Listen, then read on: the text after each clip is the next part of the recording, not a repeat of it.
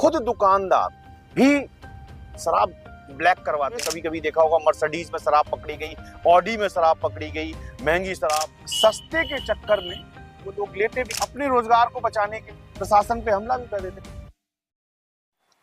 जब्ती की शराब 3 प्रकार की।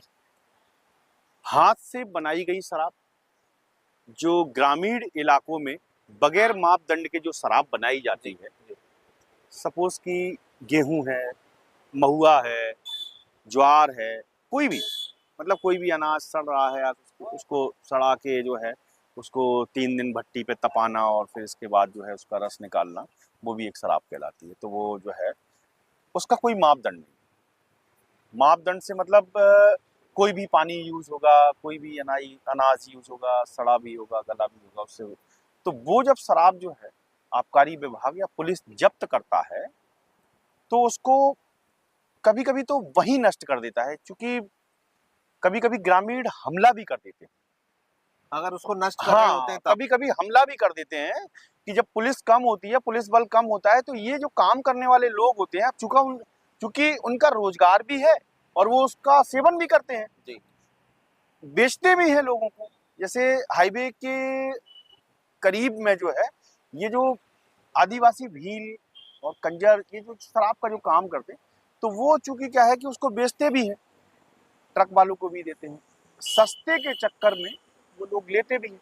तो होता क्या है कि जब रोजगार पे अटैक होता है, अटैक तो सही मायने में हुआ है, तो जब अटैक होता है तो क्या होता है कि वो वापस से जो है अपने रोजगार को बचाने के लिए, उनका मानना है कि उनका रोजगार उसको बचाने के लिए वापस से जो है प्रशासन पे हमला भी कर देते, पुलिस पे, आबकारी विभाग पे। तो वो कभी कभी वहीं नष्ट कर दी जाती है। आपने देखा होगा कि टीवी में चल रहा है कि जो है ड्रम वहीं फैला दिए गए, नालियों में फैला दिए गए, तो वो चूंकि जहरीली। अब दूसरी आप मान लें ब्लैकर, यूपी का बॉर्डर लगा है, छत्तीसगढ़ का बॉर्डर लगा है, कहीं का भी बॉर्डर लगा है। जैसे मान के चलिए कि धार से गुजरात का, झाबुआ का, तो यहाँ से गुजरात पहुंच गई, ठीक है ना। अब ये आपका टीकमगढ़ हुआ या ये छतरपुर हुआ, इस तरफ यूपी के बॉर्डर लगे हुए हैं, रीवा से बॉर्डर लगे हुए हैं। तो यहाँ से क्या है, बॉर्डर से जो शराब आती है तो वो कभी कभी क्या होता है कि कच्ची शराब भी आ रही है, मतलब वही शराब जो वहां बिक रही है वो शराब जो है आपके राज्य में आती है। तो ये ब्लैकर कभी कभी क्या करते हैं कि इनके पास कुछ इस टाइप के सिस्टम होते हैं कि ये बोतल की सील खोलते हैं, उसमें एक बोतल की 2 बोतल बना देते हैं। तो इसमें अब उन्होंने क्या मिलाया है तो उसका अंदाज नहीं लगता। तो वो शराब हो गई एक, तो जो ब्लैकरों के पास से पकड़ी जाती है। ठीक है। ज्यादा शराब बेचने के चक्कर में दुकानदार भी, अब चूंकि क्या है शासन का डंडा है, 85% शराब बेचना ही बेचना है। कहीं ना कहीं ये गलत है कि मतलब एक तरफ नशा मुक्ति अभियान और दूसरी तरफ आपको 85% का टारगेट भी पूरा करना हो, ये दोनों चीजें डिफरेंट है।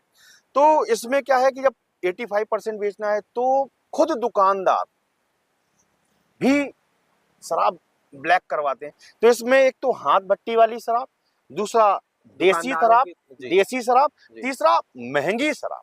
जी, अच्छा। महंगी शराब, अब महंगी शराब, महंगी इंग्लिश शराब।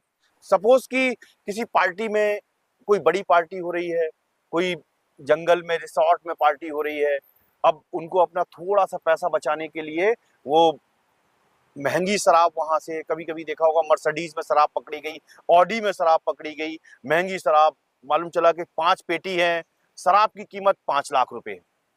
तो इस तरीके की शराब, तो ये सब जब शराब इकट्ठी हो जाती है तो अब शासन इसको रेवेन्यू के, अगर देखा जाए तो इससे रेवेन्यू इकट्ठा करना है तो उसको शराब को बेच भी सकता है, लेकिन उसके लिए एक प्रोसेस ये है कि सारी शराब को लैब टेस्ट के लिए भेजे। जी, जब वो लैब में शासन ये मान ले कि ये शराब बेचने लायक है तब बेचा जा सकता है। फिर शासन के ये बता रहे हैं कि उनको जिनको जब्त किया, जिन्हें नष्ट किया, नष्ट ना करके दोबारा उपयोग में लिया जा सकता है। दोबारा उपयोग में लिया जा सकता है, लेकिन उसका एक लंबा प्रोसेस है। लैब में ले जाओ, लैब में इसके बाद तो शासन इतना नहीं कर सकता। मतलब शासन को अब उसमें कौन सी शराब है, ब्लैकरों ने बेची है, हाथ भट्टी से आई है, कहाँ से आई है, ठीक है ना। तो वो शराब को शासन नष्ट करना ही अपनी नैतिक जिम्मेदारी समझता है।